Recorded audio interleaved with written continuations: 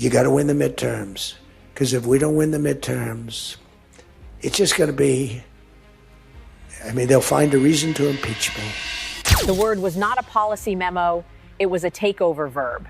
In the 2nd of February 2026 interview with podcaster Dan Bongino, Donald Trump urged Republicans to nationalize voting and take over elections in at least 15 places without naming them or describing a lawful mechanism. According to public reporting, even a Republican colleague, Representative Don Bacon, rejected the idea as federal overreach. A Michigan Department of State spokesperson gave the institutional answer. The Constitution assigns election oversight to the states. The gap between the command and the law is where this story lives. Trump's posture here is simple. Talk about elections as if they are a single national machine with a single switch.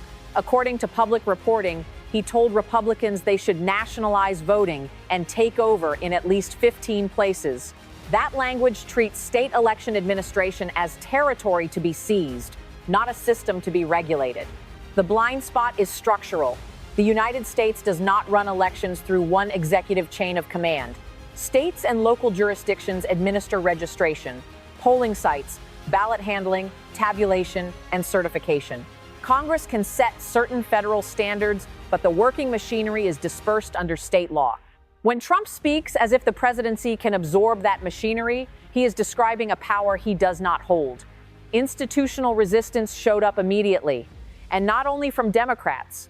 According to public reporting, Representative Don Bacon, a Republican, opposed nationalizing elections and framed it as federal overreach. That signals that even inside Trump's party, some officials still treat federalism as a binding constraint. If Trump's plan relies on party discipline alone, this is an early fracture line. Then came the formal reminder from the states.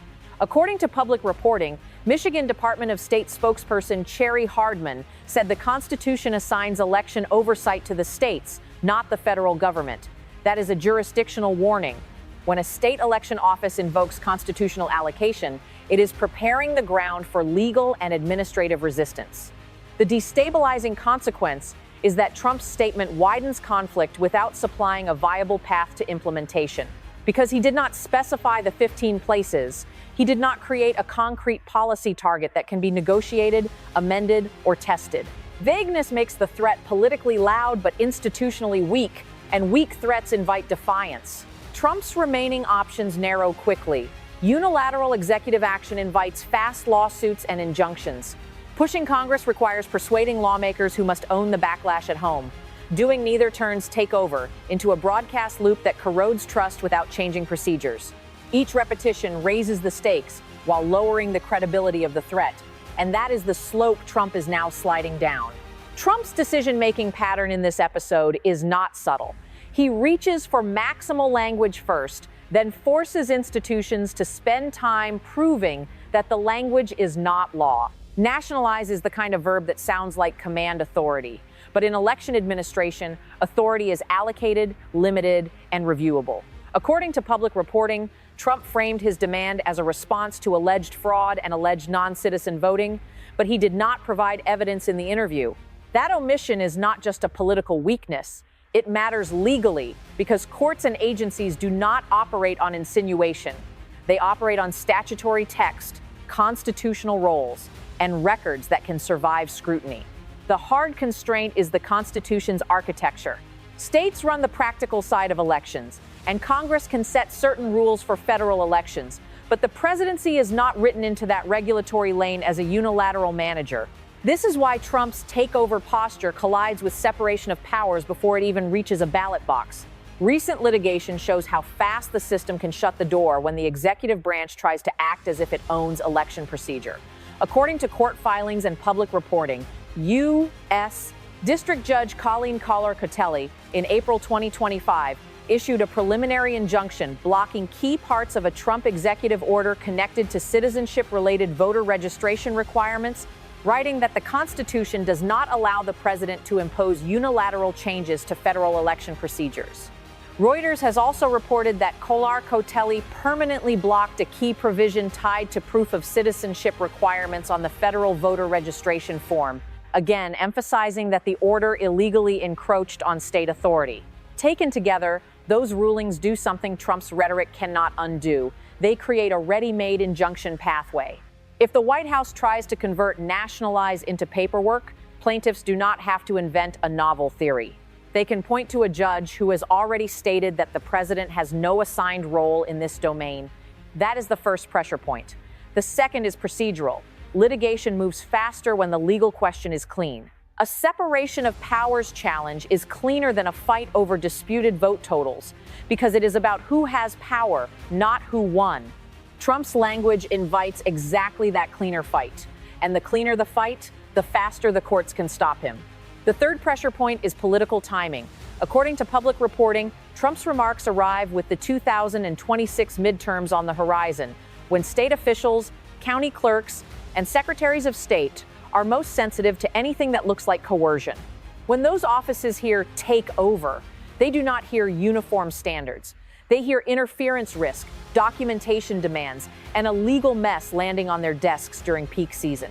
Trump's miscalculation is that he treats the system as if it will bargain with him. It will not. It will litigate, enjoin, and compartmentalize. His options narrow to two channels: convince Congress to legislate or attempt executive action and watch it stall in court. Either way, the presidency stops looking like the center of gravity and starts looking like a plaintiff in its own headline. Once the debate shifts from fraud narratives to constitutional authority, Trump loses the terrain advantage and the institutional walls move closer. The climax of this story is not a single announcement. It is the collision between a television-style command and the real infrastructure of American elections. Trump's decision is to talk like a centralizer. His miscalculation is that the system he is trying to intimidate is designed to resist centralization.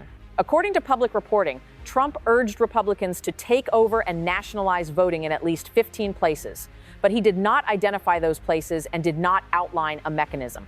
That uncertainty is not a footnote. In operational terms, you cannot seize what you cannot name, and you cannot administer what you cannot define. When a president uses the language of takeover without a map, institutions read it as a political gesture, not an executable plan. Election administration is a distributed system. It is not one database, one office, or one chain of custody. It is voter registration maintained by states, local poll worker training, ballot handling rules, equipment certification, audits, canvassing boards, and certification timelines embedded in state statutes. Even when federal law sets a baseline, the baseline is implemented through local procedures that leave paper trails and create litigation hooks. That is why nationalizing is not merely provocative. It is structurally mismatched to what exists. Trump's posture assumes a direct line from the White House to the ballot. The constraint is that the line does not exist.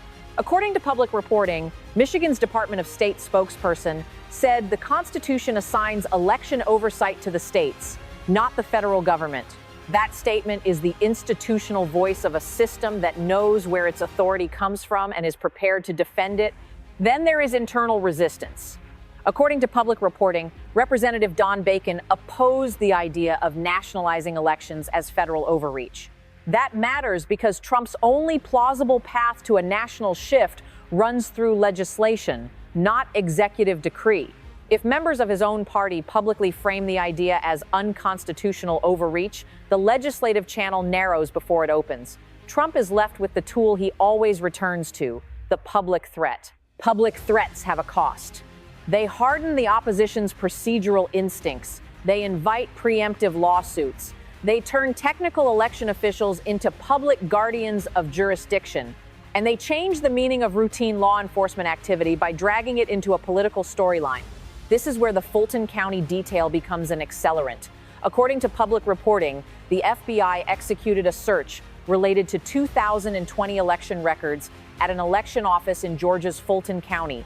The reporting does not make Trump's role the controlling fact of that search, and any inference beyond what is stated would be speculation.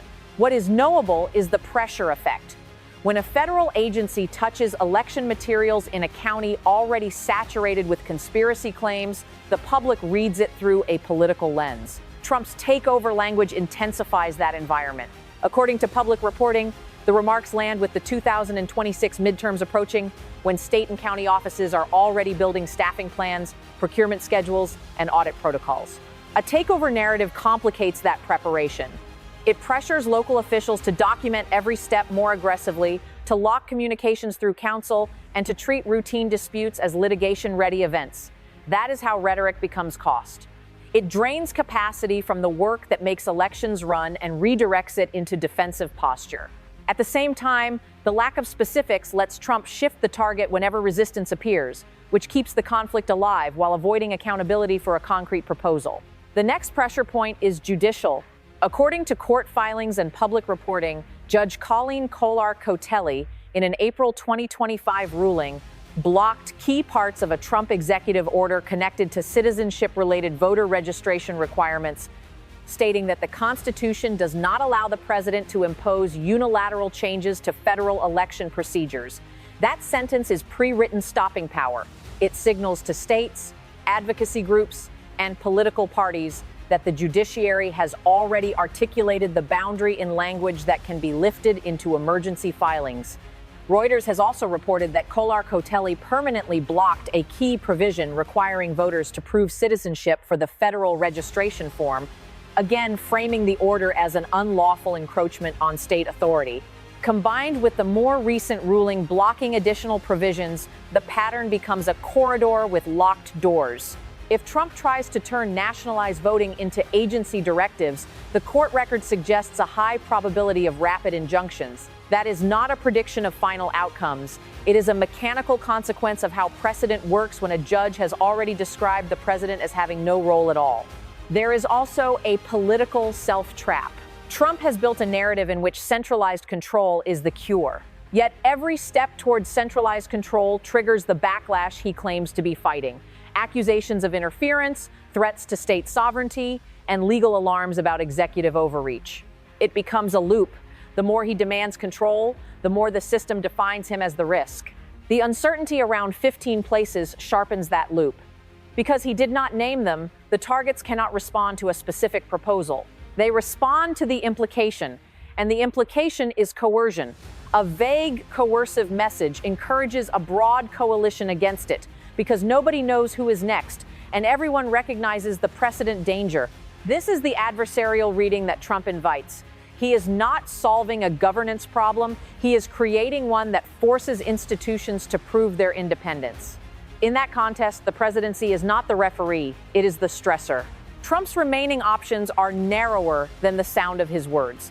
Legislation requires coalition discipline that his rhetoric has already weakened. Executive action invites immediate judicial containment. State cooperation becomes less likely as state officials interpret his language as an attempted power grab. And the longer this drags, the more the story stops being about alleged fraud and becomes about the presidency testing the limits of the Constitution. From the moment Trump framed elections as something to be nationalized, he moved the fight onto ground where law and procedure, not volume, decide who loses next. After the climax comes the institutional cleanup, and this is where Trump's leverage keeps shrinking. His posture remains the same, present national control as the fix. The system's response is also consistent. Translate his language into jurisdiction, then close the doors that jurisdiction allows. The first consequence is legal mobilization. According to court filings and public reporting, Judge Colleen Kolar-Cotelli, in an April 2025 ruling, blocked key parts of a Trump executive order tied to citizenship-related voter registration requirements, explicitly stating that the president has no constitutional authority to impose unilateral changes to federal election procedures. That framing invites fast litigation because it points directly to separation of powers, the kind of claim judges can decide without relitigating election narratives.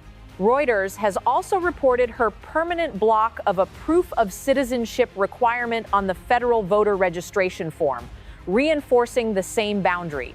When a boundary is already written into court opinions, new attempts to push it tend to be met with quicker filings, tighter temporary restraining orders, and less judicial patience for improvisation. The second consequence is state hardening. According to public reporting, Michigan's Department of State spokesperson responded by emphasizing that election oversight belongs to the states. That is a signal to other jurisdictions. The safest move is to treat federal demands as presumptively contestable, to require formal legal process, and to slow cooperation until the courts speak. In a distributed election system, delay is power. It lets states run their calendars while the federal side fights for authority it may not have. The third consequence is intra-party instability. According to public reporting, Representative Don Bacon opposed the nationalized idea as overreach. That kind of dissent does not need to become a majority to matter. It only needs to be enough to block legislation, dilute messaging, and give state-level Republicans permission to distance themselves from a federal takeover frame. Trump can demand loyalty, but he cannot force lawmakers to vote for a constitutional fight they fear losing. Layer on the Fulton County backdrop. According to public reporting, the FBI executed a search related to 2020 election records at an election office in Georgia's Fulton County. Even without speculating about motives or outcomes, the optics increase sensitivity. State officials are incentivized to keep election materials and processes insulated from anything that can be portrayed as federal intrusion. Trump's rhetoric makes that insulation politically valuable. There is also a reputational consequence that institutions treat as operational risk. According to public reporting, Trump repeated claims of widespread fraud and non-citizen voting without evidence in the same discussion where he called for nationalization. For election administrators, that kind of claim can translate into harassment threats, emergency security costs, and reduced public compliance with rules like ID checks, deadlines, and ballot curing procedures. Institutions respond by formalizing, documenting, and limiting discretion, which makes the system less flexible and more litigious. Trump's choices narrow further because each pathway is self-defeating. If he escalates with executive action, he hands opponents a clean lawsuit and a familiar judge-made argument. If he pivots to Congress, he needs discipline from members already signaling discomfort. If he retreats, he risks admitting that takeover was never a governing tool, only a headline generator. And headlines are a poor substitute for authority when courts and states are doing the actual work. As the legal and administrative barriers harden, Trump is left shouting at a system that responds by tightening procedure, and that tightening is the kind of resistance that compounds over time. Trump's decision to frame elections as something to be taken over is not just rhetorically aggressive. It is strategically self-sabotaging because it triggers the exact defenses that reduce presidential leverage: state sovereignty claims, party fractures, and fast constitutional litigation. According to public reporting, he offered no mechanism and no list of targets. That leaves his opponents free to treat the statement as an attempted power grab rather than a negotiable reform. It also leaves his allies exposed because they cannot defend a plan that is not defined. Courts have already rejected the underlying fraud storyline he returns to, and courts have already drawn lines around what the president can do to election procedure. When a federal judge permanently blocks an executive proof of citizenship mandate, and when reporting describes earlier injunctions against the same approach, the message to states is clear: resist first, litigate fast, and keep the machinery running on your calendar. That institutional playbook is the consequence of Trump's posture. He can amplify, he can threaten, he can demand, but he cannot rewrite the allocation of power by repetition. The more he insists on national control, the more the system forces the debate into constitutional terms where his authority is thinnest. If you want more investigations that track how power attempts fail when they hit law and procedure, subscribe and follow this channel for the next report.